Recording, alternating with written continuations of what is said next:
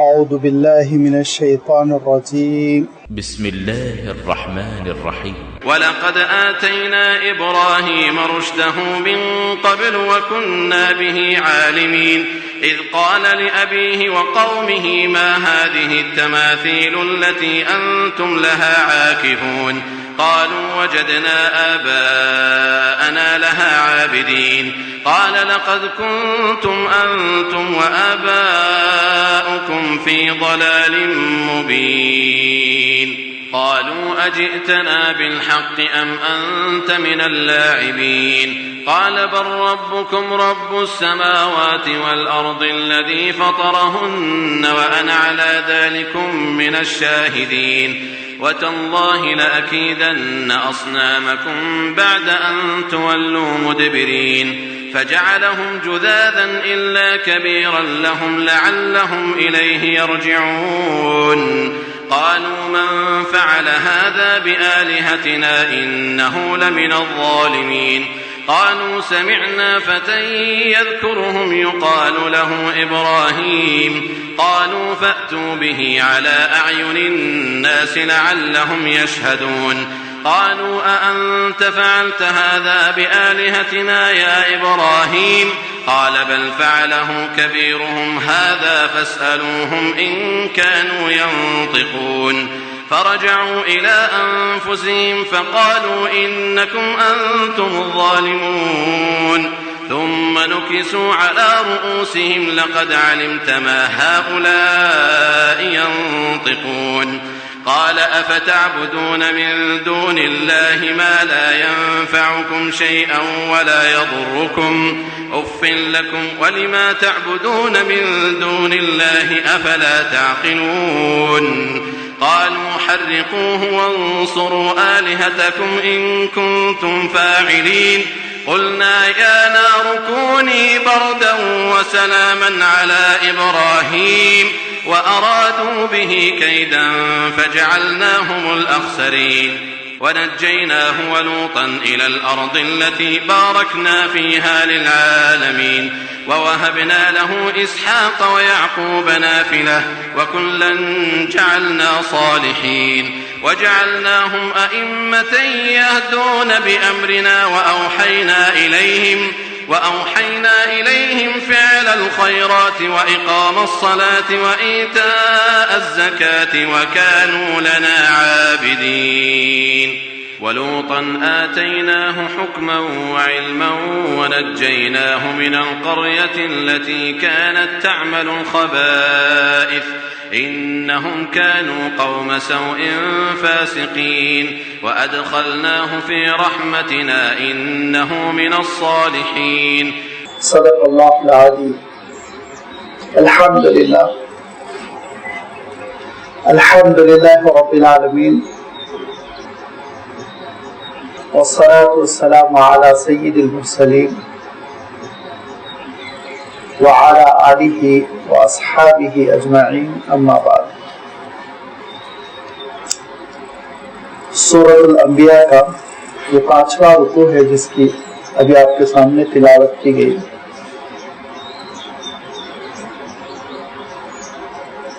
اس رکوع کا آغاز ہو رہا ہے آیت نمبر 51 سے اور اختتام ہو رہا ہے آیت نمبر 75 پر۔ جملہ 25 آیات پر مشتمل اس رکوع میں اللہ تعالیٰ نے حضرت ابراہیم علیہ الصلاۃ والتسلیم کا تذکرہ فرمایا اور پھر اس کے بعد جن دیگر نبیوں کا تذکرہ آیا اس میں حضرت لوط علیہ السلام ہے، حضرت نوح علیہ السلام ہے، حضرت داؤد علیہ السلام ہے، حضرت سلیمان علیہ السلام ہے، حضرت ایوب علیہ السلام ہے، حضرت زکریا علیہ السلام ہے، حضرت یحییٰ علیہ السلام ہے۔ ان نبیوں کے تذکرے ہی کی وجہ سے اس سورت کو سورۃ الانبیاء کے نام سے موسوم کیا گیا ہے۔ وہ سورت جس میں انبیاء کا تذکرہ ہے۔ ان نبیوں میں جو تذکرہ آ رہا ہے اس تذکرے میں آپ دیکھیں گے کہ ایک پہلو بہت نمایاں ہے، ایک نقطے کو اللہ تعالیٰ نے بہت زیادہ واضح فرمایا، اس کو بہت زیادہ نمایاں فرمایا، اور وہی یہ نقطہ ہے جس کے لیے ان نبیوں کا تذکرہ اس صورت میں آ رہا ہے۔ اس نقطے کو اگر پکڑے تو پوری صورت آسانی سے سمجھ میں آئے گی، اور اس کو میں شروع سے بتا رہا ہوں، اس کی جانب میں اشارہ کر رہا ہوں کہ سورۃ الانبیاء میں اللہ تعالیٰ نے انسانوں کی اس کیفیت کا، انسانوں کی اس عادت کا تذکرہ فرمایا جس عادت کو ہم غفلت سے تعبیر کرتے ہیں کہ انسان بعض اہم حقیقتوں پر غور نہیں کرنا چاہتا، غافل رہنا چاہتا ہے، اور شاید غافل کا لفظ ذرا ہلکا پڑ جائے، صحیح معنوں میں یہاں اگر ہم بے حس کا لفظ استعمال کریں تو زیادہ مناسب ہوگا کہ وہ بے حس بن کر زندگی گزارنا چاہتا ہے۔ انسان نہیں چاہتا کہ یہ غور کرے کہ اس کا مالک اس کو کیوں پیدا کیا ہے، اس کے خالق نے اس کو کیوں پیدا کیا، اس کو کیوں اس دھرتی پر، اس دنیا پر مبعوث کیا گیا، بھیجا گیا، اس کا یہ سفر کس مقصد سے ہے، اس کے سفر کی منزل کیا ہے، آخرت کیا ہے، ان چیزوں پر انسان غور نہیں کرنا چاہتا، اور عافیت سمجھتا ہے، بہتری سمجھتا ہے کہ روٹین لائف گزر جائے، روزمرہ کی زندگی گزر جائے، صبح اٹھے، کمائے، کھائے پیے، سو جائے، جشن کر لے، سیلیبریٹ کر لے، خوشیاں منا لے، انجوائے کر لے، بس یہی زندگی، سے آگے نہیں بڑھنا چاہتا ہے الا ماشاء اللہ۔ تھوڑے سے انسان ہوتے ہیں جو تدبر سے، تفکر سے کام لیتے ہیں، اور ان امور میں، آخرت کے امور میں، دین کے امور میں سنجیدگی سے کام لیتے ہیں، ورنہ عام طور پر جو چیز ہم کو نظر آتی ہے وہ یہ کہ انسان 1 میٹر کپڑا لیتا ہے تو کبھی کبھی پورا دن خرچ کر دیتا اس کے پیچھے، اس کے پیچھے کبھی کبھی 8 اور 10 گھنٹے لگا دیتا ہے، اور اس کے بعد سے جا کر وہ ایک معمولی سی چیز خریدتا ہے۔ لیکن اس زندگی کے بعد کیا ہوگا، آخرت کس کو کہتے ہیں، مولا کی کیا مرضی ہے، اس نے کیوں ہم کو دنیا میں بھیجا ہے، اس پر غور نہیں کرنا چاہتا۔ اسی کو اللہ تعالیٰ نے شروع ہی میں ارشاد فرما دیا کہ دیکھو تمہارا وقت قریب آتا جا رہا ہے، اقترب للناس حسابهم، لوگوں کے حساب کتاب کا وقت قریب آتا جا رہا ہے، اس کے باوجود وهم فی غفلۃ معرضون، وہ غفلت میں پڑے ہوئے ہیں، اس حقیقت کو اوائڈ کر رہے ہیں، پیٹ پھیر رہے ہیں، غور و فکر نہیں کرتے، اور ان کا عالم کیا ہے، آگے چل کے ارشاد فرمایا لاہیۃ قلوبہم، ان کے دل ہابیز میں پڑے ہوئے ہیں، مشغلوں میں پڑے ہوئے ہیں، اور وقت گزارنے کے لیے اپنی صلاحیتوں کو لگائے ہوئے ہیں، اور یہ بھی ارشاد فرمایا وہم یلعبون، کھیل کود میں لگے ہوئے ہیں۔ تو غفلت ہے، کھیل کود ہے، لایعنی باتوں میں، بے مقصد باتوں میں مشغولیت ہے، اسی میں انسان مست و مگن ہے، اور اس کا نتیجہ پھر کیا ہوتا ہے، اللہ تعالیٰ نے اس کا بھی تذکرہ فرمایا۔ نتیجہ یہ ہوتا ہے کہ رسولوں کی تعلیم کا انکار، نتیجہ یہ ہوتا ہے کہ اللہ تعالیٰ کے صحیفوں کا انکار، اور جب یہ انکار زندگی میں آتا ہے تو دنیا کی زندگی بے برکتی کے ساتھ، اور پھر آخرت میں اللہ تعالیٰ کا غضب، اس کا غصہ، جس کو ہم عذاب سے تعبیر کرتے ہیں، اللہ تعالیٰ ارشاد فرماتا ہے یہ پوری کائنات ایک حقیقت کے ساتھ پیدا کی گئی، یہ زمین اور آسمان، اس پہ اور اس ایک خاص مقصد کے ساتھ تم کو اس دنیا میں بھیجا گیا۔ ایک مالک ہے جو دن و رات تمہاری حفاظت کر رہا ہے، ایک پروردگار ہے جو تم کو ساری صلاحیتوں کے ساتھ دنیا میں بھیجا ہوا ہے، اور پھر اسی کی جانب تم کو لوٹ کر جانا ہے، اور پھر میزان عمل نصب کیا جائے گا، تمہارے اعمال تولے جائیں گے اور تمہارا حساب کتاب ہوگا۔ جواب دہی کا احساس پیدا کرو حساب کتاب کے بعد۔ اگر تمہاری نیکیاں اور تمہارا وہ جذبہ کہ اپنے معبود کو خوش کر لو وہ غالب آ جائے تو تمہاری نجات ہے، ورنہ تو پھر تم جہنم میں پھینک دیے جاؤ گے۔ یہی وہ احساس تھا جس کی وجہ سے اللہ تعالیٰ کے انبیاء و رسول گھبراتے رہتے تھے۔ ارشاد فرمایا الذین یخشون ربهم بالغیب، بن دیکھے وہ اللہ سے ڈرتے تھے، وهم من الساعة مشفقون، آخرت سے وہ گھبراتے تھے۔ یہی وہ تذکرہ ہے جو تمہاری جانب بھیجا گیا ہے، نصیحت کا سامان۔ اور اس حقیقت کو حضرت ابراہیم علیہ السلام نے کیسے حاصل کیا؟ انہوں نے غفلت کی زندگی کو پسند نہیں کیا، انہوں نے روٹین زندگی کو پسند نہیں کیا، روزمرہ کی کہ انسان کھائے پیے مر جائے اس دنیا سے چلا جائے، اس کو پسند نہیں کیا۔ حضرت ابراہیم علیہ السلام کا عالم یہ تھا کہ وَلَقَدْ آتَيْنَا إِبْرَاهِيمَ رُشْدَهُ مِنْ قَبْلُ، کہ نبوت سے پہلے ہی حضرت ابراہیم علیہ السلام کے اندر ایک شعور تھا۔ نبوت تو خیر اللہ تعالیٰ کی رہنمائی ہے، اور اس کے مل جانے کے بعد تو پھر لازمی بات ہے کہ انسان ہدایت کی زندگی بسر کرتا ہے، لیکن اس سے پہلے ایک احساس تھا حضرت ابراہیم علیہ السلام کے اندر، کیونکہ حضرت ابراہیم علیہ السلام نے جو آنکھیں کھولی تھی وہ کلدان کی سلطنت تھی۔ حضرت عیسیٰ علیہ السلام کی پیدائش سے تقریباً 2000 سال پرانی یہ بات ہے کہ حضرت نوح علیہ السلام کے فرزندوں نے جب دنیا کو آباد کیا تو ایک فرزند جو سام ہوئے ان کی نسل ترکی سے پھیلتی چلی گئی، کیونکہ جبل جودی یہ مانا گیا ہے ترکی میں جا کر کشتی جبل جودی سے لگی تھی حضرت نوح علیہ السلام کی، وہاں سب اتر پڑے تھے، وہاں سے پھر دھیرے دھیرے لوگ بکھرنے لگے، پھیلنے لگے۔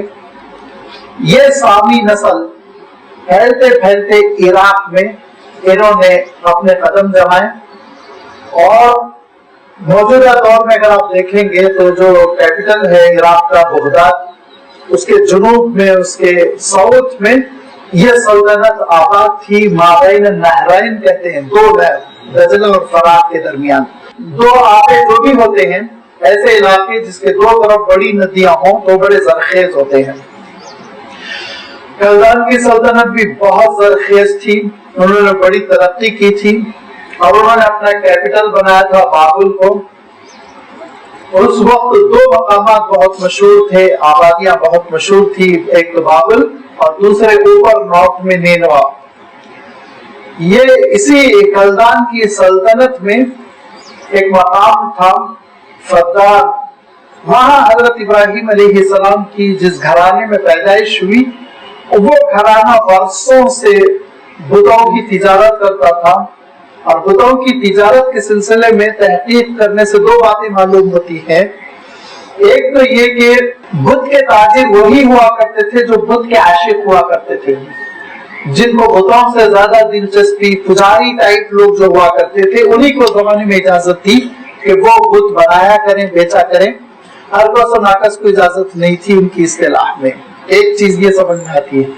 دوسری چیز یہ سمجھ میں آتی ہے کہ انہوں نے ستاروں کو اوتار مان رکھا تھا، کواکب پرستی جس کو کہتے ہیں، ستاروں کی پرستش کرتے تھے، اور وہ ستاروں کے لیے ایک مثال بناتے تھے، ایک شکل دیتے تھے، عجیب و غریب شکل، جیسے کہ عام طور پر مشرکانہ توہمات میں ہوتا ہے، جسم انسان کا ہے، سر ہاتھی کا ہے، وغیرہ وغیرہ۔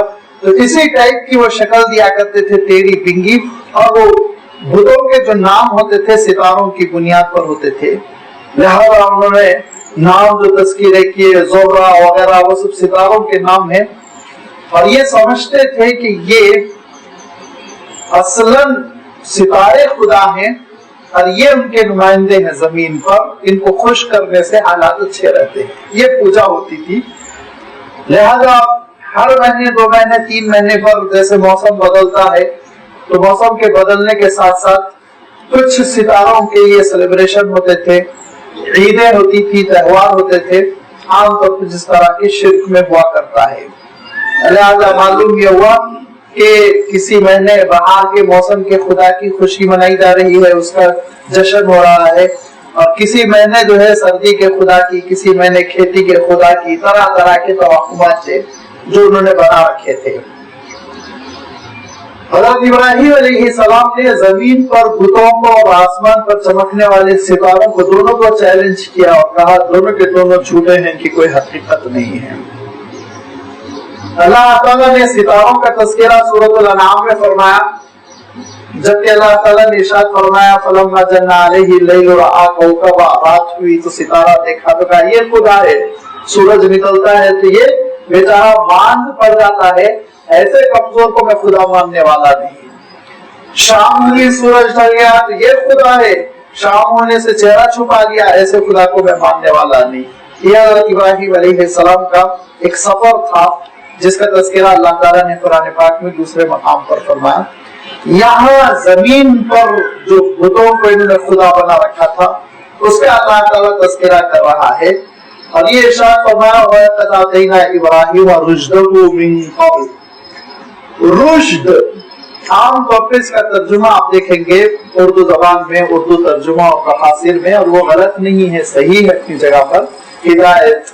اور ہم نے پہلے ہی حضرت ابراہیم کو ہدایت دے رکھی تھی. لیکن لفظ ہدایت بھی عربی کا ہے، تو اللہ تعالیٰ نے یہاں خدا ہدن یہ لفظ کیوں نہیں ارشاد فرمایا اور رشدن کا لفظ کیوں ارشاد فرمایا؟ دونوں میں کوئی فرق ہے، تبھی تو اللہ تعالیٰ نے یہاں پر رشدن کا لفظ خاص طور پر ارشاد فرمایا. اصلاً ہدایت تو اللہ تعالیٰ کی جانب سے رہنمائی کو کہتے ہیں، رشد کہتے ہیں اس صلاحیت کو جو اللہ تعالیٰ اپنے بندوں کو بالخصوص خاص بندوں کو عنایت فرماتا ہے.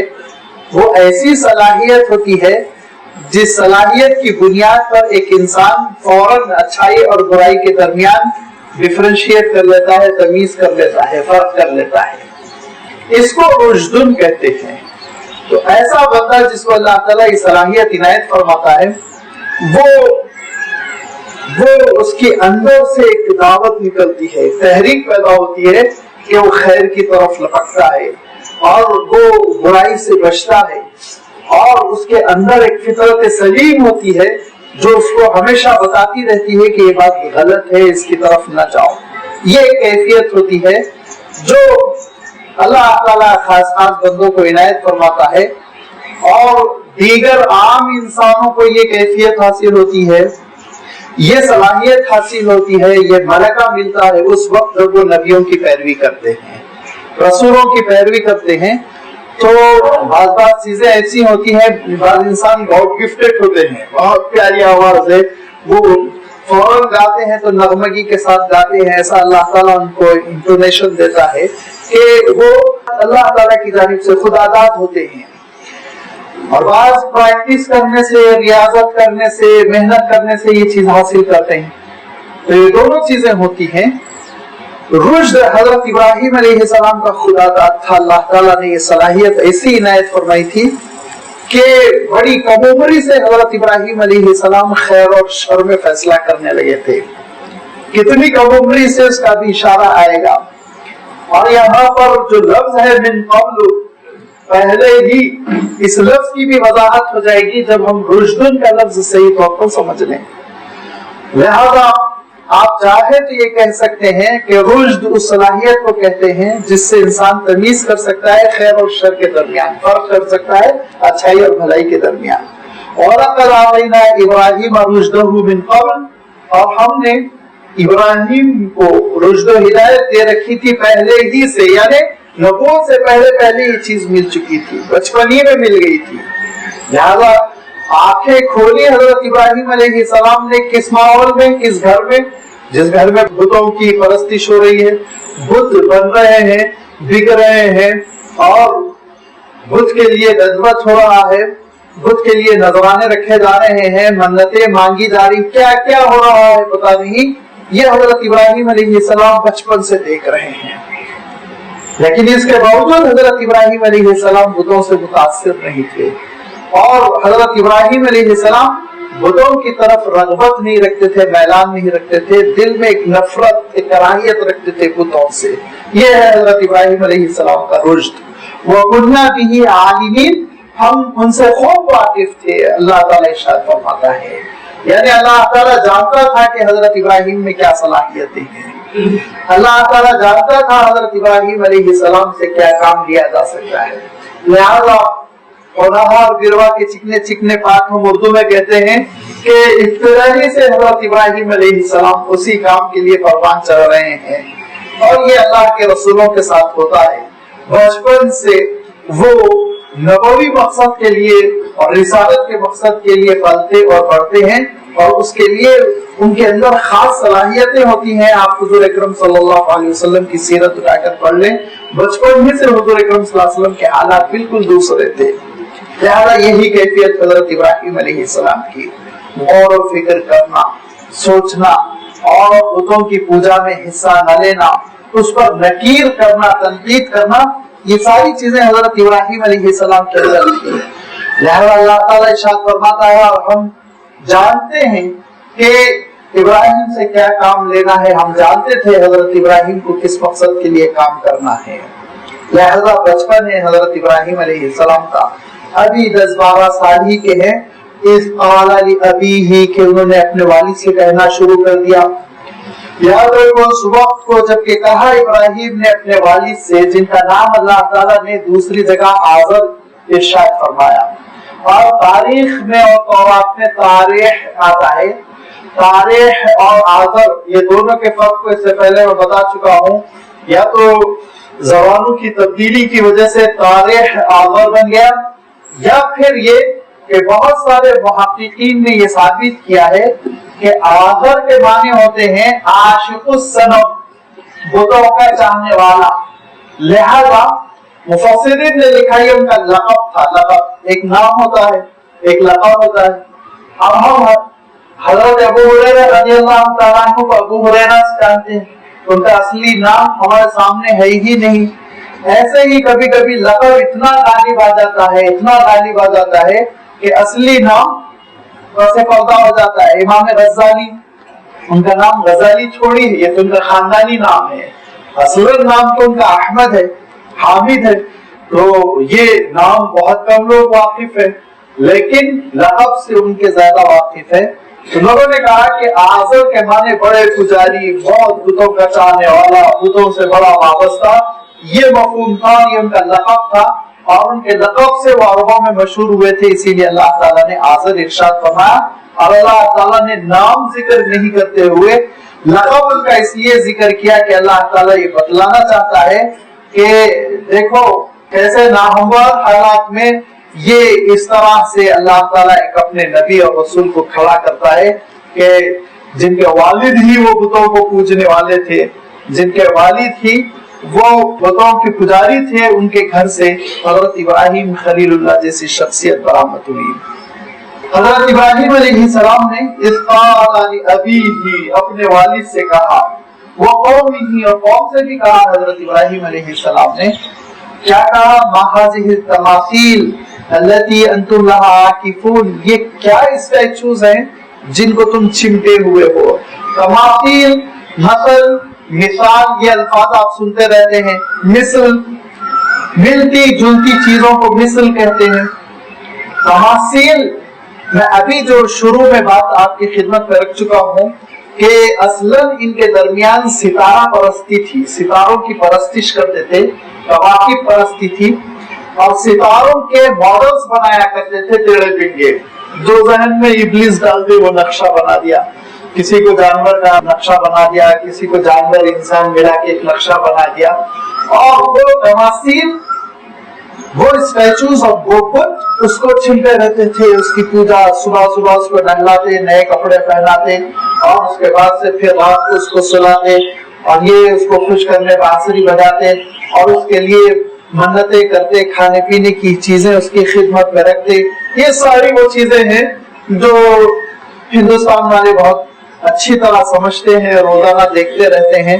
तो इनको मालूम है कि ये तमासील के साथ, बुतों के साथ क्या हशर होता है। हजरत इब्राहिम अलैहिस्सलाम ने कहा, मा हाज़िही तमासील, ये क्या बुत है, अल्लती अंतुम लहा आकिफून। आकिफ का लफ्ज चिमटने वाले को आकिफ कहते, इसी से एहतिकाफ भी बनाते हैं। आप मस्जिद में बिल्कुल यकसू हो जाते हैं अल्लाह ताला के लिए। आकफा के माने किसी चीज पर पूरी तरह तवज्जो हो जाना, किसी चीज से लग जाना। इसका आप तर्जुमा कर सकते हैं कि क्या बुत है जिनको तुम चिमटे हुए हो, लाजिम पकड़े हुए हो, जिनको छोड़ते नहीं हो। जवाब क्या दिया उन्होंने, उन्होंने कहा कि भाई हमने यही अपने आबा और अजदाद को करते हुए देखा, आबा भी यही करते थे, दादा भी यही करते थे, लिहाजा हम आबा और अजदाद के तरीके को पकड़े हुए हैं और किसी नए तरीके को हम नहीं पकड़ सकते। कहा हज़रत इब्राहीम अलैहिस्सलाम ने, लक़द कुन्तुम अंतुम व आबाउकुम फी ज़लालिम मुबीन, तुम भी और तुम्हारे आबा और अजदाद भी गुमराही में मुब्तला हैं। ये सब गुमराही है, अल्लाह ताला के सिवा किसी की इबादत नहीं होनी चाहिए। और आप तसव्वुर कीजिए हज़रत इब्राहीम अलैहिस्सलाम की ये तनकीद, ये नकीर बहुत सख्त है, लेकिन मसला ये है कि हज़रत इब्राहीम अलैहिस्सलाम एक अहम मजहबी खानदान के नौजवान है, लड़के हैं, लिहाजा उन्होंने टालने की कोशिश की। कहा अजीबतना बिलहक़ अव अंत मिनल लाइबीन, तुम संजीदगी से ये बात कर रहे हो और मजाक कर रहे हो।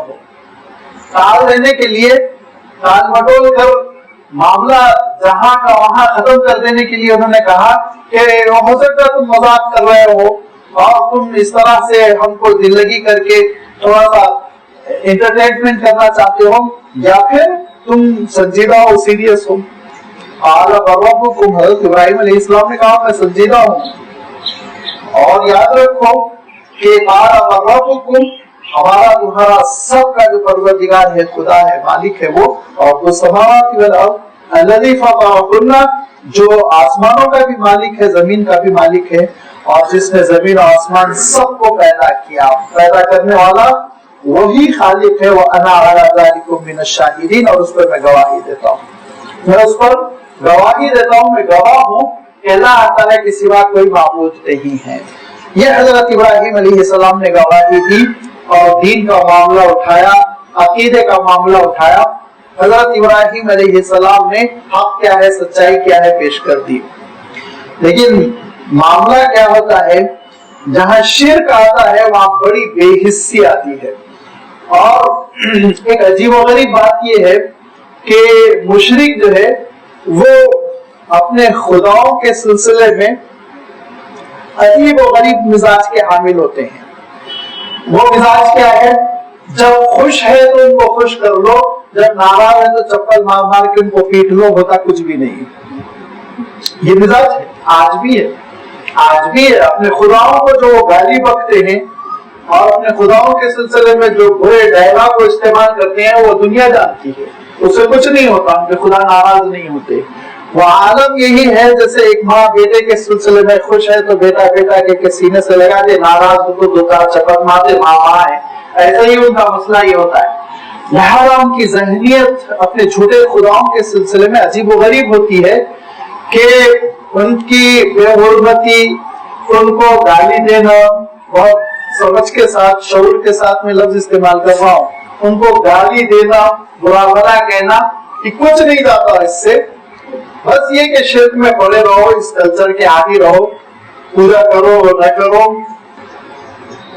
आपने खुद ऐसी बड़ी बड़ी हकीकतें देखी होंगी। आपको याद होगा चंद साल पहले जब श्रीलंका से हिंदुस्तान के दरमियान जो बड़े बड़े पत्थर है समुद्र में, उसमें तोड़ने की बात आई थी, तो उस वक्त तमिलनाडु के चीफ मिनिस्टर ने साफ साफ कहा था, मैं नहीं मानता राम राम की हकीकत को, सब बकवास समझता हूँ। इसके बावजूद हिंदुइज्म से वो खारिज नहीं हुए, हिंदुइज्म से वो खारिज नहीं हुए, नहीं निकाले गए, और किसी पुजारी ने फतवा नहीं दिया कि आज से ये हिंदू नहीं रह गए, मुर्तद हो गए। तो हम इस्लाम पे प्रयास न करें, ये तो बहुत नाजुक मज़हब है। एक आयत का भी इनकार कर दे कोई, एक नबी और रसूल का इनकार कर दे तो उसका अकीदा जाता रहता है। ये बड़ी बेहिस्सी के निजाम होते हैं, जो भी बोलना है बोल लो, जो करना है कर लो। बस अपने मेलों में अपने सेलिब्रेशन में शिरकत करते रहो तो तुम हिंदू बने रहोगे। लिहाजा ऐसे ही आलम हुआ। हजरत इब्राहिम अलैहिस्सलाम ने जब नकीर की तो कौम के लोगों ने कहा अपने घर का नौजवान है, लड़का है, थोड़े दिनों के बाद संजीदा हो जाएगा, बोल रहा है, बोलने दो। हजरत इब्राहिम अलैहिस्सलाम को बड़ी तकलीफ हुई कि मैं एक बहुत बड़ी दावत दे रहा हूँ, ऐसी दावत दे रहा हूँ कि उनके खुदाओं को मैं ये कह रहा हूँ कि ये पत्थर के टुकड़े इनको निकाल के फेंक दो, ये लकड़ी के टुकड़े हैं इनको जला दो। हजरत इब्राहिम अलैहिस्सलाम की अल्लाह ताला ने दावत का तज़किरा किया जिसमें हजरत इब्राहिम अलैहिस्सलाम ने कहा कि ऐ वालिद माजिद और ऐ कौम के लोगों, जिन बुतों को तुम पूछते हो उनके अंदर क्या सलाहियत है बताओ, क्या सुन सकते हैं, क्या देख सकते हैं, क्या चल सकते हैं, क्या खा सकते हैं, क्या पी सकते हैं, गए गुजरे हैं, किसी किस्म की कोई सलाहियत नहीं, कैसे तुमने इनको खुदा बना डाला, अपने हाथ से तुम बनाते हो, अपने हाथ से तुम इनको जलाते हो, तुम कैसे खुदा इनको समझते हो। बहुत तफसील से हजरत इब्राहिम अलैहिस्सलाम ने समझाया, लेकिन लोगों ने बात बिल्कुल नहीं मानी। क्यों नहीं मानी? वही जिसका मैं सूरत के आगाज से तस्करा कर रहा हूँ, बेहिस्सी का एक खिलाफ, बिल्कुल असर प्रूफ बने हुए हैं, असर कहीं से घुसता नहीं उनके अंदर, सोचना नहीं चाहते, वही जिल्लत की जिंदगी में पड़े रहना चाहते हैं। हजरत इब्राहिम अलैहिस्सलाम तड़प रहे हैं, सोच रहे हैं मैं कैसे इनको मजबूर करूं सोचने पर, बेहिस्सी कैसे खत्म हो। बहुत बड़ा मसला है बेहिस्सी। इस मर्ज को खत्म करने के लिए अच्छे अच्छे तबीबों की कमर टूट जाती है। हजरत इब्राहिम अलैहिस्सलाम सोचते सोचते सोचते सोचते एक तदबीर तक पहुंचे। वो तदबीर क्या थी? वो तदबीर ये थी खुदा की कसम तुम्हारे बुतों को तोड़ दूंगा जब तुम लौट कर आओगे। कहाँ से लौट कर आओगे? मेले का दिन करीब आने वाला था, शहर के बाहर मेला लगने वाला था।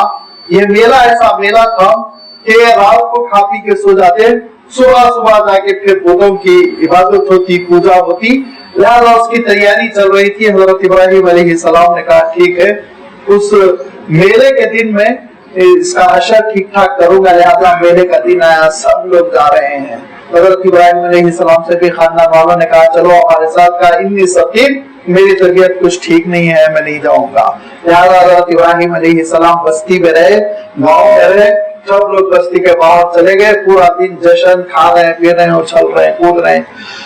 हजरत इब्राहिम अलैहिस्सलाम फजालहु जुज़ाज़ा, हजरत इब्राहिम अलैहिस्सलाम ने उनको टुकड़े टुकड़े कर दिया। किनको? बुतों को। फजालहु जुज़ाज़, जुज़ या जिज़ कहते हैं टुकड़े को, जुज़ाज़न टुकड़े टुकड़े। इल्ला कबीरन लहु, दाखिल हुए मंदिर में। मंदिर में दाखिल होकर सबसे पहले छोटे बुत से कहा कि अपने बचाव का सामान करो, तुम्हारे सामने खाने पीने का सामान रखा है, जल्दी से खाओ तो अपना गर्दन उड़ा दूंगा। लाजमी बात है, बुत था, उसकी गर्दन उड़ाई। दूसरे, तीसरे, 6 बुतों को तोड़ के हजरत इब्राहिम अलैहिस्सलाम ने ठीक ठाक कर दिया। 7वें के सामने पहुंचे तो कहा तुझ पे तरस आ रहा है, इतना बड़ा है, सबसे बड़ा तो समझा जाता है सूरज का अवतार, तुझको लोग समझते हैं कि सबसे बड़ा माबूद है तू, लेकिन तू अपने साथियों को, अपने छोटों को बचा नहीं सका। ले अपने गर्दन में इस कुल्हाड़ी को रख, उसके गर्दन में कुल्हाड़ी लटका दी, वापस चले आए। इल्ला कबीर लहु, सिवाय उनके बड़े को छोड़ दिया हजरत इब्राहिम अलैहिस्सलाम ने। लअल्लहुम इलैहि यरजिऊन, ताकि लोग उसी से सवाल करें, उसी से अपना मसला हल कर लें, कम से कम उनका बड़ा खुदा उनका मसला हल कर ले। चुनाचे हजरत इब्राहिम अलैहिस्सलाम ने ये गद बना दी मंदिर की, और टूटे फूटे बिखरे हुए बुतों को छोड़ा और लटका दिया कुल्हाड़ी किसके? बड़े बुत की गर्दन में। और हजरत इब्राहिम अलैहिस्सलाम वापस चले आए। रात हो गई, लोग वापस आए और रात को आराम किया। सुबह उठ के पूजा करने के लिए, दर्शन करने के लिए सबके सब पहुंचे। देखा मंदिर की तो सूरत हाल बदली हुई है, सबके टुकड़े, सबकी गर्दनें कटी हुई हैं। लोगों ने कहा किसने हमारे खुदाओं के साथ ये हशर किया, किसने इनके टुकड़े टुकड़े कर दिए? वो बहुत बड़ा जालिम है, खुदाओं पर जुल्म किया, इससे बढ़ के और कौन जालिम हो सकता है। लिहाजा कहा कि जिसने ये खुदाओं के साथ मामला किया वो बहुत बड़ा जालिम है, पकड़ो उसको, कैसे समझे, कहाँ तक पहुंचे, कैसे तहकीक की जाए। تو جو دو چار لوگ تھے جو ضعیفی کی وجہ سے، کبر سنی کی وجہ سے، بڑھاپے کی وجہ سے میلے میں نہیں جا سکے تھے، کسی چبوترے پہ بیٹھے ہوئے تھے، تو انہوں نے کہا کہ ہم نے ابراہیم کو دیکھا، وہ جو لڑکا ہے نا نوجوان، آزر کا بیٹا ابراہیم، وہ بتوں کی طرف جا رہے تھے، مندر کی طرف جا رہے تھے۔ قالوا سمعنا فتى یذکرهم، اور لوگوں نے یہ گواہی دی کہ ہاں ابراہیم کو ہم نے بتوں کا برا تذکرہ کرتے ہوئے سنا، وہ ہمیشہ بتوں کے بارے میں کہتے رہتے ہیں بے جان ہیں، پھینک دو ان کو، چھوڑ دو ان کو، نکال کے ختم کر دو۔ تو ابراہیم کو ہم بتوں کا غلط تذکرہ کرتے ہوئے سنتے رہتے ہیں، ضرور یہ اسی ابراہیم کی کارستانی ہوگی۔ قالوا سمعنا، کہا لوگوں نے ہم نے سنا ہے، فتن، ایک لڑکے کو، یذکرهم، تذکرہ کرتے ہوئے ان بتوں کا، یقال له، اس نوجوان کا نام، اس لڑکے کا نام ہے ابراہیم، اس کا نام ہے ابراہیم، ابراہیم کو بلایا جائے، اور ابراہیم ہی ضرور کچھ نہ کچھ کیے ہوں گے، وہ ملوث رہے ہوں گے۔ قالوا فأتوا، کہا لوگوں نے لاؤ ان کو، فأتوا به على أعين الناس، لوگوں کے سامنے لاؤ، مجمع میں لاؤ، جو بھی ہو کلم کو لاؤ، لعلهم يشهدون، تاکہ لوگ گواہی دے سکیں، اور ابراہیم اگر اقرار کر لیں تو بھرے مجمع میں اقرار ہو۔ قالوا أنت فعلت هذا بآلهتنا يا ابراہیم، بھرے مجمع میں حضرت ابراہیم علیہ السلام کو بلایا گیا۔ لکھنے والے نے بہت پتے کی بات لکھی کہ دو مرتبہ کافروں نے، اہل کفر نے، دو مرتبہ اللہ تعالیٰ کے دشمنوں نے اپنے پیروں پہ کلہاڑی ماری اور اپنے خلاف حجت عوام میں قائم کی۔ ایک تو حضرت موسیٰ علیہ السلام کے زمانے میں پورے میلے میں پورے مجمع کو جمع کر کے حضرت موسیٰ علیہ السلام کا جادوگروں سے مقابلہ کروایا، اور اس کے بعد شکست ہوئی جادوگروں کو، حضرت موسیٰ علیہ السلام غالب آئے، شرمندہ ہو کر رہ گئے بھاری مجمع میں۔ اور اس سے پہلے لازمی بات ہے ابراہیم علیہ السلام کا زمانہ بہت پہلے کا ہے، اور اس سے پہلے کا موقع یہ ہے کہ خوب مجمع جمع کیا یہ سمجھ کے کہ بھرے مجمع میں حضرت ابراہیم علیہ السلام کی سبب توڑ دیں گے، ان کی ہمت ختم کر دیں گے۔ وہاں حضرت ابراہیم علیہ السلام نے ان کو شرمندہ کر کے چھوڑا۔ کیا ہوا؟ حضرت ابراہیم علیہ السلام کو بلایا گیا، پجاریوں نے، انت فعلت هذا بآلهتنا، بھرے مجمع میں سوال ہو رہا، اے ابراہیم کیا تم نے ہمارے خداؤں کے ساتھ یہ حشر کیا؟ ہاں یا نا میں جواب دو، کھلے الفاظ میں جواب دو۔ لہذا رہا ہے کہ حضرت ابراہیم علیہ السلام بڑی بے نیازی سے فرماتے ہیں، قال فعلوا، بلکہ کیا ہوگا، کبیرہم ھذا، یہ بڑا ہے نا ان کا، فاسألوا ان کانوا ینطقون، اسی سے پوچھو، اگر بول سکتا ہے تو وہی بتائے گا، مجھ سے کیوں پوچھ رہے ہو؟ اس بڑے خدا سے پوچھ لو، اسی نے کیا ہوگا، اور اگر وہ بول سکتا ہے تو تم کو بولے گا، بتائے گا، رہنمائی کرے گا۔ اور وہ بیچارہ اپنے چھوٹوں کی شکست کیسے اپنی آنکھوں سے دیکھتا رہا، یہ دکھ بھری داستان تم کو سنائے گا، تو اس سے پوچھ لو۔ اب حضرت ابراہیم علیہ السلام کا یہ کہنا تھا کہ فرجعوا الی انفسہم، یہ اپنے آپ میں سوچ میں پڑ گئے، فکر میں پڑ گئے کہ یہ کیا ہو گیا مسئلہ، یہ تو ہم کو لاجواب کر گیا۔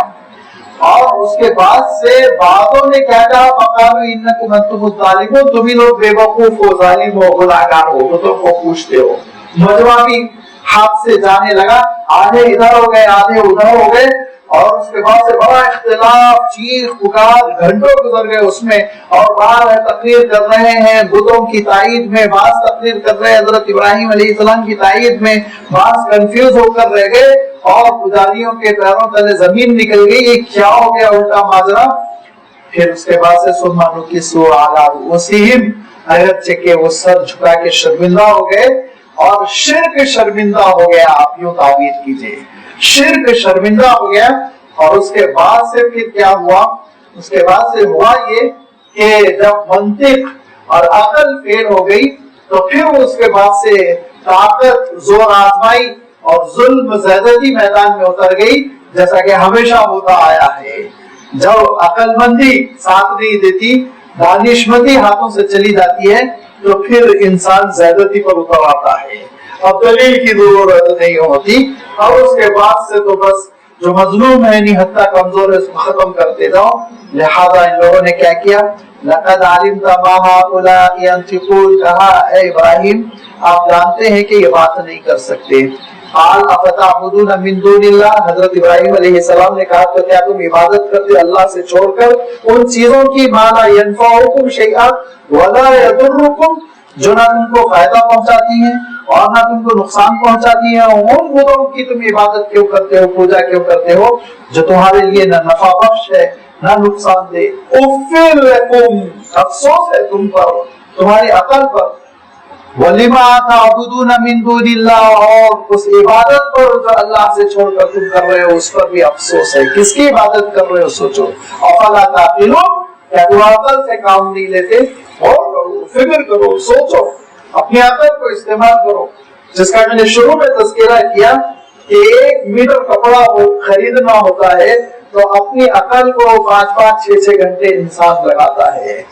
और अगर चंद स्क्वायर फीट जमीन खरीदनी है तो इंसान महीनों और हफ्तों अपनी अकल को लगाता है और अखबार में ऐलान देता है और लीगल एडवाइजर से मशवरे लेता है और पेपर चेक करता है, कितनी एहतियात करता है, जबकि उसको मालूम है कि ये जमीन छोड़ के दूसरी जमीन में पेबंद बनना है, जाना है। लेकिन दीन के मामले में अकलमंदी कहाँ चली गई? दीन के मामले में होशमंदी कहाँ चली गई? दीन के मामले में ये रहानत और ये सलीका ये सब कहाँ चला जाता है? क्यों गौर नहीं करता हो? किसकी पूजा कर रहा है, किसकी इबादत कर रहा है? उसने उसको पैदा किया, उसने कायनात को पैदा किया, कितने खुदा है, ये सारे खुदाओं की क्या जरूरत है? इन सारी चीजों पे क्यों गौर नहीं करता? बस इसलिए ना बेहिस रहना चाहता है, खाना पीना चाहता है, ऐश करना चाहता है, नाचना गाना चाहता है, इसी तरह मर जाना चाहता है। तो लाजमी बात है वो जहन्नम के रास्ते पर चल रहा है। अंबिया अलैहिस्सलाम इंसान को इस रास्ते पर चलता हुआ नहीं देख सकते। वो तड़पते हैं, वो रोकते हैं, वो रोते हैं, वो दुआएं करते हैं और इंसानों को बचाने की कोशिश करते हैं। और हज़रत इब्राहिम अलैहिस्सलाम भी बचा रहे हैं, वो समझा रहे हैं। और अब हज़रत अभी नबी और रसूल नहीं है, याद रखिए, अभी रिसालत नहीं मिली हज़रत इब्राहिम अलैहिस्सलाम को, भी लड़कपन है, नौजवान है, अभी कोई 15-16 साल के हज़रत इब्राहिम अलैहिस्सलाम। लेकिन तहलका मचा दिया, कौम में शोर हो गया, यहाँ तक के उनके जो जबरदस्त किस्म के सरबराह थे नमरूद, उनके दरबार में बात पहुंचाई गई।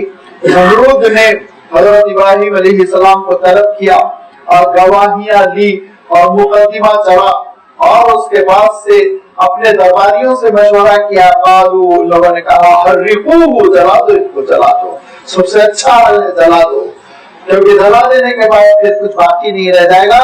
और तो हशर होगा वो इतना खतरनाक होगा कि अच्छे अच्छे डर जाएंगे, आइंदा कोई कुछ नहीं करेगा। तो ये इंसानों को जलाने की पॉलिसी कोई नई नहीं, नमरूद के जमाने से चली आ रही है। आज भी जलाया जाता है, कभी बर्मा में जलाया जाता है, कभी बेसोर में जलाया जाता है। ये नमरूद के चेले हैं, वही काम करते हैं जो नमरूद अपने जमाने में किया। और अल्लाह ताला के लिए और उसके नाम लेवा जलते हैं और सुन्नत खलील अदा करते हैं, हज़रत इब्राहिम अलैहिस्सलाम के तरीक़ेकार पर हैं। और एक हदीस में आता है, दूसरे सियाक में वो हदीस आई कि सूरतुल बुरूज की तफसीर में वो हदीस आती है कि एक गवाह लगाया था, बादशाह ने गवाह बनाकर उसमें आग लगा दी थी और उसमें ईमान वालों को फेंक रहा था।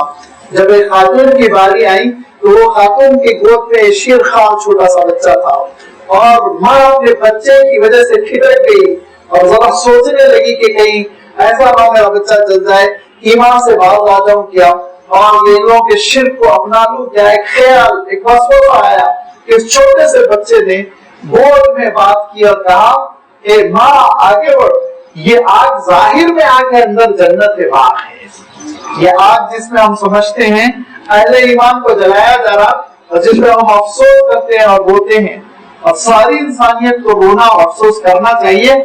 लेकिन ये आग जाहिर में आग है, जिन लोगों को इन आग के नजर किया गया वो जन्नत में ऐश कर रहे हैं। हज़रत इब्राहिम अलैहिस्सलाम के लिए भी आग जलाई गई। कालू हर्रिकूहु, कहा लोगों ने नहीं, जला दो इब्राहिम। वंसुरु आलिहतकुम, और अपने खुदाओं को, शिर्क के निजाम को, इस बोसीदा गंदे निजाम को जिंदा रखने के लिए, उसकी मदद करने के लिए क्या करो, इब्राहिम को जला दो। इन कुंतुम फाइलीन, अगर तुमको कुछ करना है तो यही करो। बस अगर तुमको करना हो تو یہی کرو کہ حضرت ابراہیم علیہ السلام کو جلا کے بھسم کر دو۔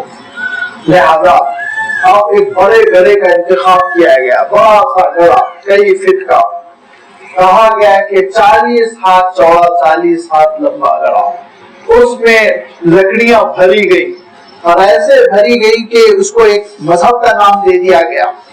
روایتوں میں یہ آتا ہے، تاریخ کی روایتوں میں یہ کہا گیا کہ اگر کسی کا کوئی کام نہیں بن رہا ہے تو منت کر کے اس میں لکڑی ڈالو، 1 من لکڑی ڈالو، 1 ٹن لکڑی ڈالو کہ میرا کام ہو جائے، بتوں کے نام سے منت کر کر کے لکڑی ڈالو۔ ایک ڈھیر تھا لکڑیوں کا یہاں سے وہاں تک، اب اس ڈھیر میں آگ لگا دی گئی۔ اب دھیرے دھیرے آگ بڑھتی چلی گئی۔ 3 دن کے بعد اتنے شعلے تھے کہ اس کے قریب پھٹکنا مشکل ہو گیا، دور دور تک گرمی۔ اب آپ اندازہ کیجیے، ایک تندور لگا ہوتا ہے یا ایک پکوان کے لیے چولہا سلگایا جاتا ہے تو آپ اس سے 2-3 فٹ دور رہیں گے تو آپ کو تپش اور گرمی محسوس ہوگی، اور ایک بہت بڑی جگہ میں لکڑیاں بھری ہوئی ہیں، کنٹل وہ جل رہی ہیں، تو کتنی اس کی تپش اور حرارت، دور دور سے دیکھ رہے ہیں آپ کا تماشا۔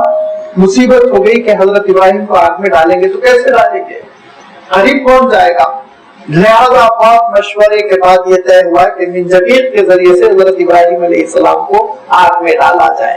منجبیق کس کو کہتے ہیں؟ پرانے زمانے کا ایک ہتھیار ہوتا تھا کہ رسی میں پتھر باندھ کر اس کو گول پھراتے تھے، بہت تیز پھرانے کے بعد سے اس کو نشانے پہ چھوڑتے تھے تو وہ تیزی کے ساتھ جا کر نشانے پر لگتا اور انسان کو، جس کو بھی شکار کرنا ہو، جانور کو زخمی کرتا تھا۔ لہذا یہ ایک پرانا انداز تھا۔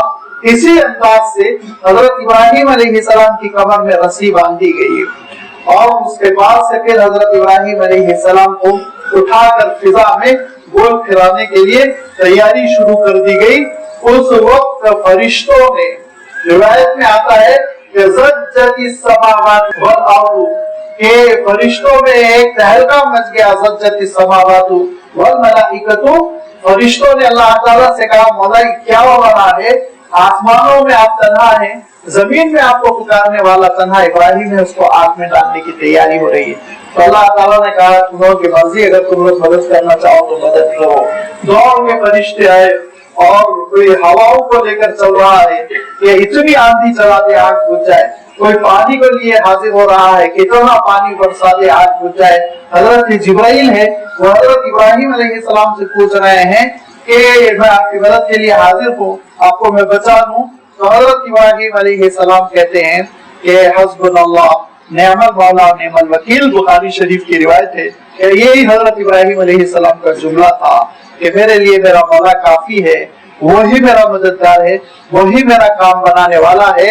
اللہ تعالیٰ نے فرشتوں سے کہا کہ نہ ہواؤں کی ضرورت ہے، نہ پانی کے برسانے کی ضرورت ہے، نہ ابراہیم کو پکڑ کر بچانے کی ضرورت ہے، جو ہو رہا ہے تم دیکھو۔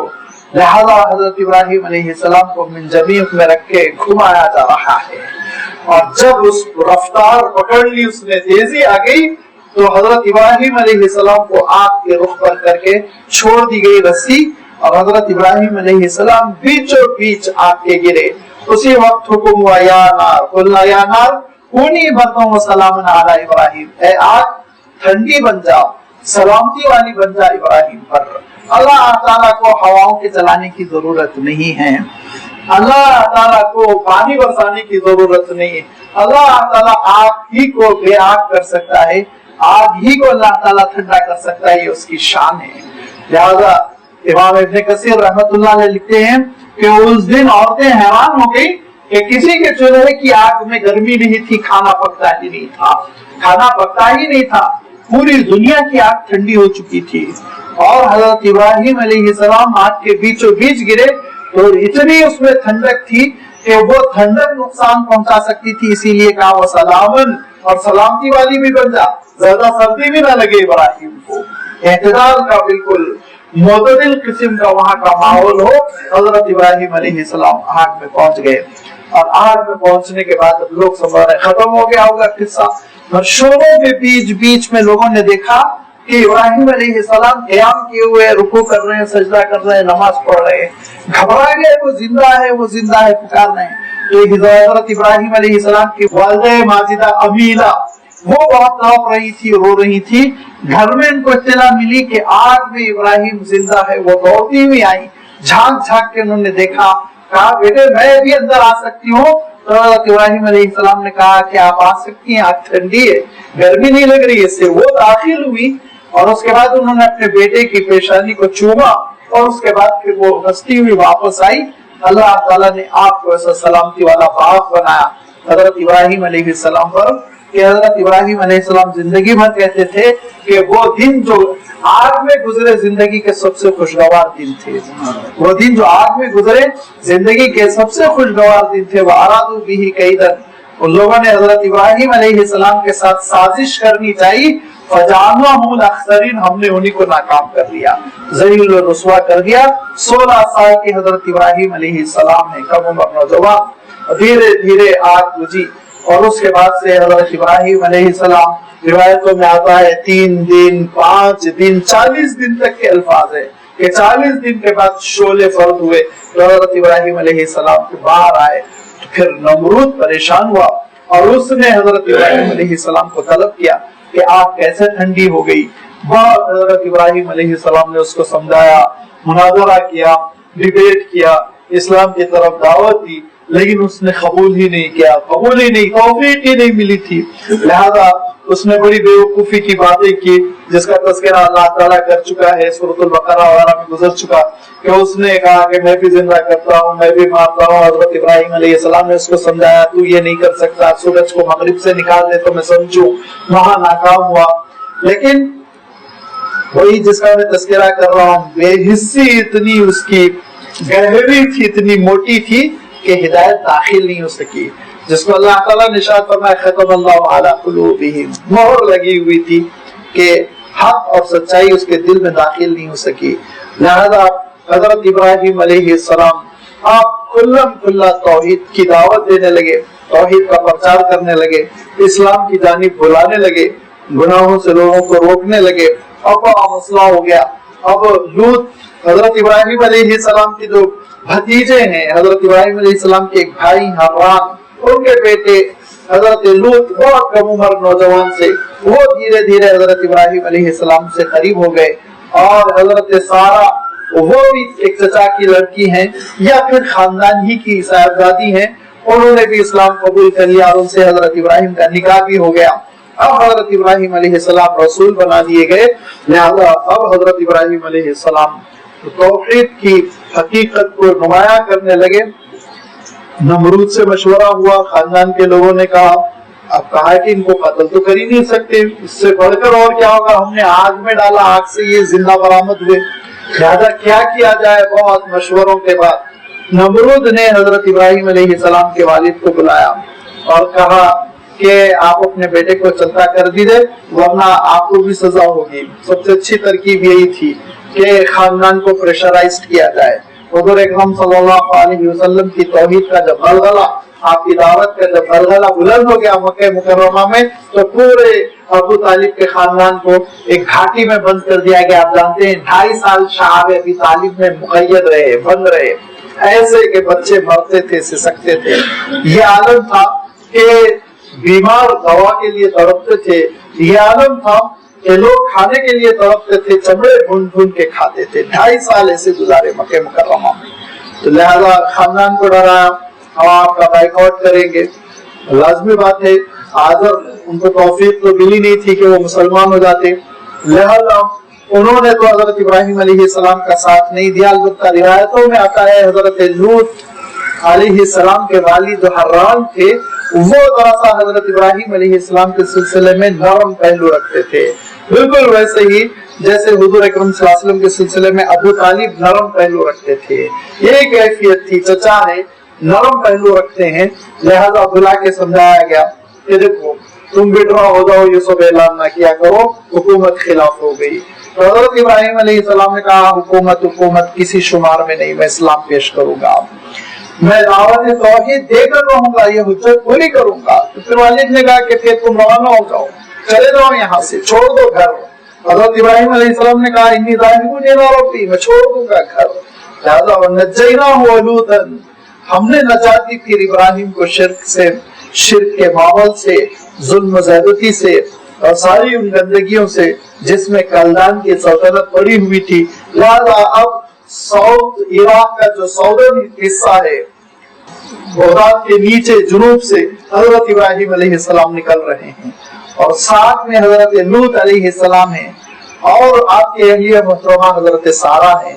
کہاں الی الارض التي بارکنا فیہا للعالمین، ایک ایسی زمین کی طرف جس میں ہم نے خوب برکت دے رکھی ہے ساری دنیا میں. وہ سرزمین تھی فلسطین کی، وہ سرزمین تھی یروشلم کی، وہ سرزمین تھی ملک شام کی جہاں کے حضرت ابراہیم علیہ السلام کی ہجرت ہوئی. لہذا حضرت ابراہیم علیہ السلام اپنے نوح میں چلتے چلے گئے اور چلنے کے بعد حضرت ابراہیم علیہ السلام وہاں پہنچے جو آج الخلیل کے نام سے شہر ہے، فلسطین سے تقریباً 40 میل کے فاصلے پر، یعنی 60 کلومیٹر کے فاصلے پہ وہاں حضرت ابراہیم علیہ السلام پہنچ گئے. اور اس کے بعد سے حضرت ابراہیم علیہ السلام نے وہاں قیام فرمایا. وہاں سے پھر حضرت ابراہیم علیہ السلام کی مکہ مکرمہ کی ہجرت بھی ہوئی، مصر کا سفر بھی ہوا. لازمی بات ہے ان چیزوں کا تذکرہ یہاں نہیں ہے، دوسرے مقامات پر ہے. یہاں اللہ تعالیٰ ارشاد فرماتا ہے وَوَهَبْنَا لَهُ إِسْحَاقَ. اس مقام پر حضرت ابراہیم کا جب قیام ہوا تو وہاں اللہ تعالیٰ نے پھر حضرت ابراہیم علیہ السلام کو اسحاق جیسے فرزند سے نوازا. کیونکہ حضرت اسماعیل علیہ السلام کا تذکرہ اس لیے نہیں ہے کہ وہ مکہ مکرمہ میں بس گئے تھے، لہذا یہاں اللہ تعالیٰ صرف ایک نسل کا تذکرہ فرما رہا ہے. وَوَهَبْنَا لَهُ إِسْحَاقَ وَيَعْقُوبَ نَافِلَةً، اور پھر مزید یہ کہ اللہ تعالیٰ نے حضرت اسحاق کے فرزند حضرت یعقوب سے بھی نوازا. یہ جو اسلوب ہے، اس اسلوب سے مفسرین نے یہ استنباط کیا کہ حضرت اسحاق علیہ السلام کو جو حضرت یعقوب علیہ السلام تولد ہوئے تو حضرت ابراہیم علیہ السلام بقید حیات تھے، اس لیے اللہ تعالیٰ نے وَيَعْقُوبَ نَافِلَةً ارشاد فرمایا کہ بیٹا تو ہو ہی گیا تھا. وہ بھی بہت آپ جانتے ہیں کہ حضرت ابراہیم علیہ السلام 90 سے زیادہ عمر تھی جب حضرت اسحاق علیہ السلام پیدا ہوئے. 80 سال سے زیادہ عمر تھی حضرت اسماعیل علیہ السلام پیدا ہوئے. اور حضرت اسماعیل علیہ السلام کے 17 سال کے بعد، حضرت اسماعیل علیہ السلام سے حضرت اسحاق پورے 17 سال چھوٹے ہیں، 17 سال کے بعد حضرت اسحاق علیہ السلام کی ولادت ہوئی. تو حضرت ابراہیم علیہ السلام کی عمر قریب آپ جانتے ہیں، حساب لگائیں تو 97 ہوئی جا رہی ہے، 100 سے کچھ کم. پھر اس کے بعد سے حضرت ابراہیم علیہ السلام ہی بقید حیات ہے. آپ ہی کی نگاہوں میں، آپ ہی کے سامنے اللہ تعالیٰ نے حضرت اسحاق علیہ السلام کو بھی بیٹا عنایت فرمایا جن کا نام یعقوب رکھا گیا جو بعد میں رسول بنے. تو یہ اللہ تعالیٰ ارشاد فرماتا ہے کہ حضرت ابراہیم علیہ السلام کو تسلی کے لیے کہ آپ کا سلسلہ نسب چلے گا، آپ نے توحید کے لیے قربانی دی تھی، یہ سلسلہ ختم نہیں ہوگا، ہم عنایت کر رہے ہیں آپ کے بیٹے کو بھی بیٹا. اس کے لیے فرمایا وَيَعْقُوبَ نَافِلَةً وَكُلًّا جَعَلْنَا صَالِحِينَ، یہ سب کو ہم نے نیکوکار بنایا تھا. وَجَعَلْنَاهُمْ أَئِمَّةً يَهْدُونَ بِأَمْرِنَا، اور ہم نے ان سب کو امام بنایا، رہنما بنایا جو رہنمائی کرتے ہیں ہمارے حکم کی روشنی میں. اور ہم نے ان کی جانب وحی بھیجی تھی نیکیوں کی. وَجَعَلْنَاهُمْ أَئِمَّةً يَهْدُونَ بِأَمْرِنَا وَأَوْحَيْنَا إِلَيْهِمْ فِعْلَ الْخَيْرَاتِ، نیک کاموں کی ہم نے ان کی جانب وحی بھیجی. وَإِقَامَ الصَّلَاةِ، اور نماز قائم کرنے کی وحی بھیجی. وَإِيتَاءَ الزَّكَاةِ، اور زکات ادا کرنے کی ہم نے وحی بھیجی. وَكَانُوا لَنَا عَابِدِينَ، وہ سب ہمارے بڑے عبادت گزار تھے.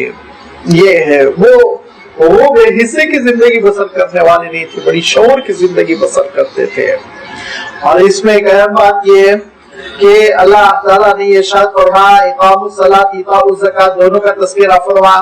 سارے نبیوں کی شریعت میں یہ بدن کی عبادت اور مال کی عبادت رہی ہے. بدن کی عبادت نماز کی شکل میں اور مال کی عبادت زکات کی شکل میں. جزوی احکام تبدیل ہوتے تھے، رکعتیں ذرا سا الگ ہوتی تھی اور اوقات میں فرق آتا تھا، لیکن نمازیں تھی فرض، نمازیں سارے نبیوں کی شریعت میں تھی. لہذا اللہ تعالیٰ ارشاد فرماتا ہے کہ ہم نے نماز کا بھی حکم دیا تھا، زکات کا بھی حکم دیا تھا. وہ بڑے عبادت گزار تھے.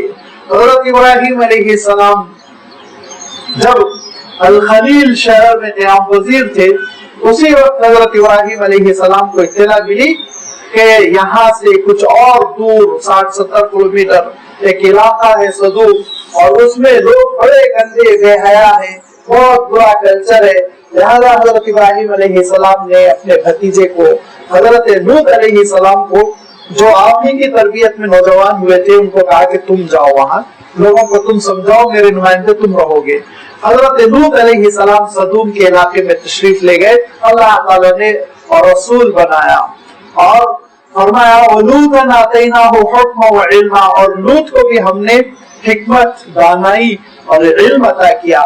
اور پھر حضرت لوط علیہ السلام نے اس قوم میں دعوت کا کام کیا، سمجھاتے رہے، گناہوں سے ان کو بچانے کی کوشش کرتے رہے.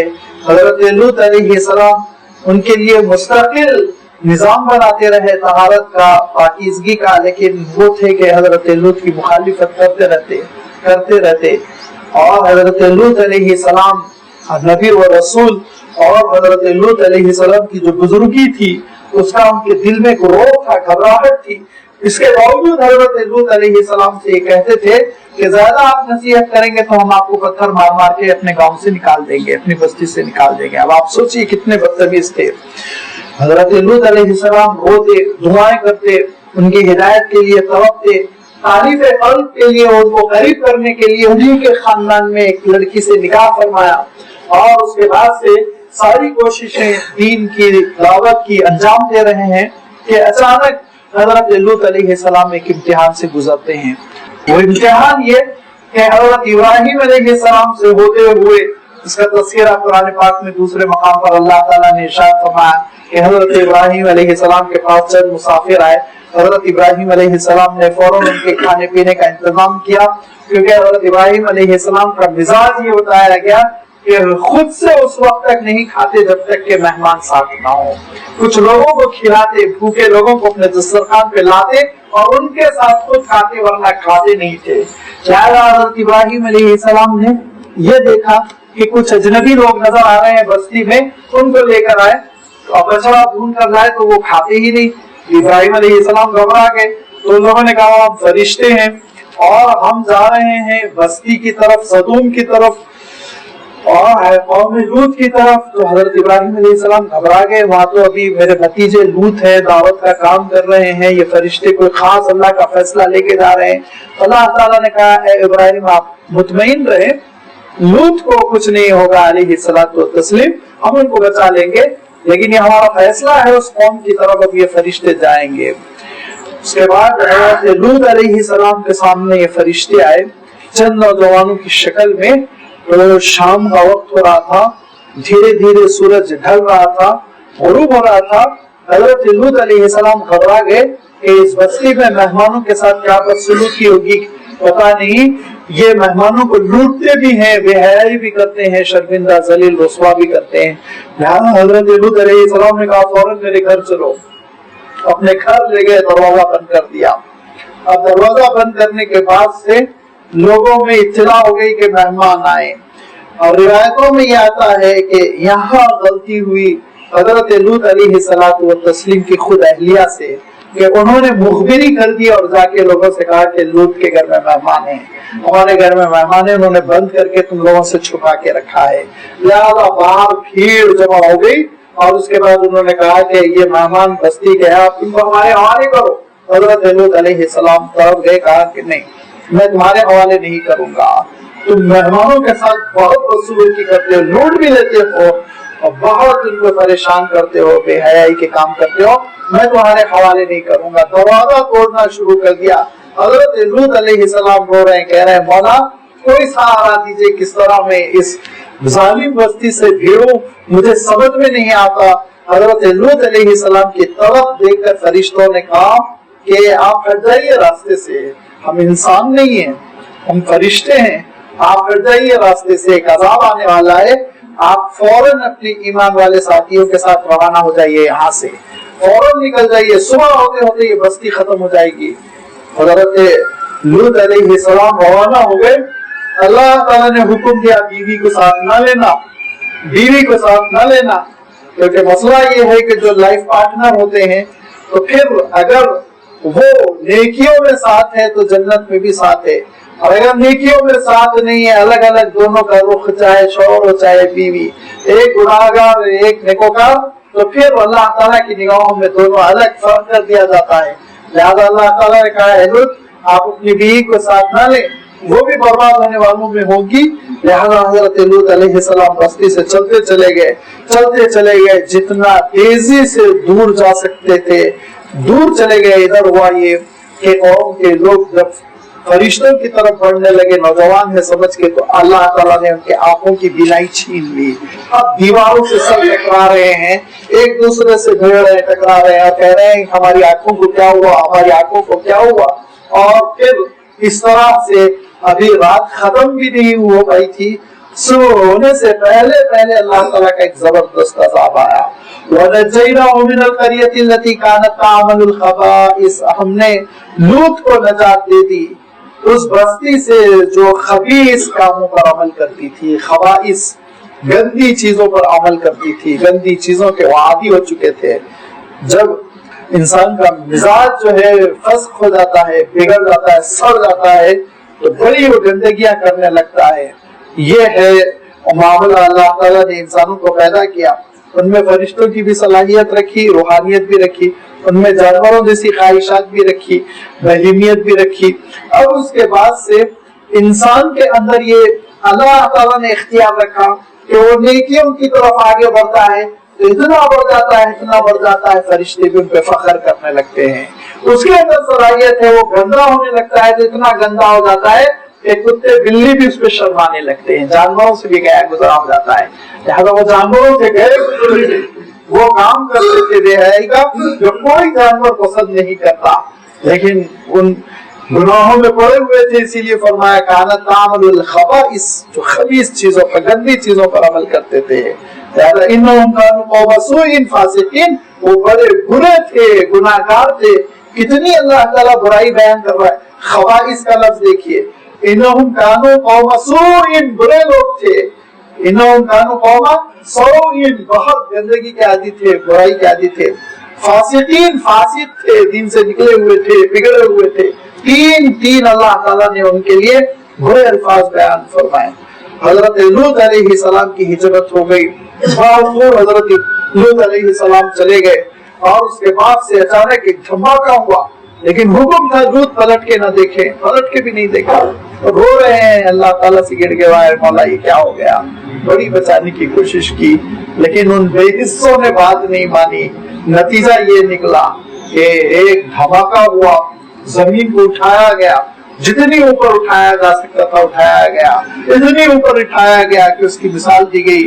روایت میں آیا کہ فرشتوں نے لوگوں کے چیخنے پکارنے کی آواز سنی آسمان پر، اتنا آسمان کے قریب لے جایا گیا، پھر پلٹ کے مارا گیا تو وہ زمین دھس گئی، اتنا دھس گئی 60 فیٹ کے قریب کہ اس میں گندک بھرا پانی نکل آیا اور ڈیڈ سی بن گیا، اور بحر لوط بن گیا، البحر المیت بن گیا، جس میں کہ کوئی آج تک جاندار پنپ نہیں سکتا۔ یہ ہے حضرت لوط علیہ السلام کی نافرمانی کا نتیجہ۔ اور حضرت لوط علیہ السلام اللہ تعالیٰ کی اطاعت و فرما برداری کے ساتھ اللہ تعالیٰ کے حکم کو مانتے ہوئے ہجرت کیے ہوئے وَادْخَلْنَاهُمْ فِي رَحْمَتِنَا إِنَّهُ مِنَ الصَّالِحِينَ، ان کے لیے ہم نے رحمتوں کے فیصلے کر دیے، اور ہم نے ان کا حشر نیکوکاروں کا کیا، ان کو اللہ تعالیٰ نے آخرت کی کامیابی سے مالا مال کیا۔ لہذا جب انسان کے اندر حس ہوتی ہے، شعور ہوتا ہے، بیدار مغز ہوتا ہے انسان، تو انسان حقیقتوں کو سمجھتا ہے، گندگی کیا ہے، اچھائی کیا ہے، سمجھتا ہے انسان کہ سچ کیا ہے، جھوٹ کیا ہے، حق کیا ہے، باطل کیا ہے۔ لیکن جب انسان بے حس بن جاتا ہے تو پھر وہ شرک میں پڑا رہ جاتا ہے، گندگیوں میں پڑا رہ جاتا ہے، برائیوں میں پڑا رہ جاتا ہے، یہاں تک کہ وہ برباد ہو جاتا ہے، تباہ ہو جاتا ہے۔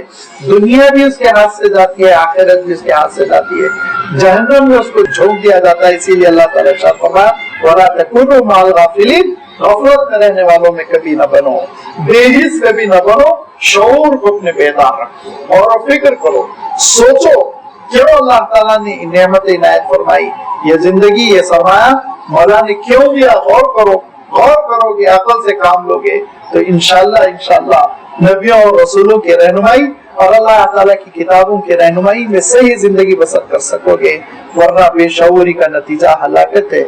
پھر آگے چل کے اس تسلسل کو باقی رکھا، حضرت نوح علیہ السلام اور دیگر نبیوں کا اللہ تعالیٰ نے تذکرہ فرمایا، انشاءاللہ وہ آئندہ اتوار پڑھا جائے گا اور اس کی تلاوت کی جائے گی اور اس کی تفسیر آپ کے سامنے رکھی جائے گی۔ وآخر دعوانا الحمدللہ رب العالمین۔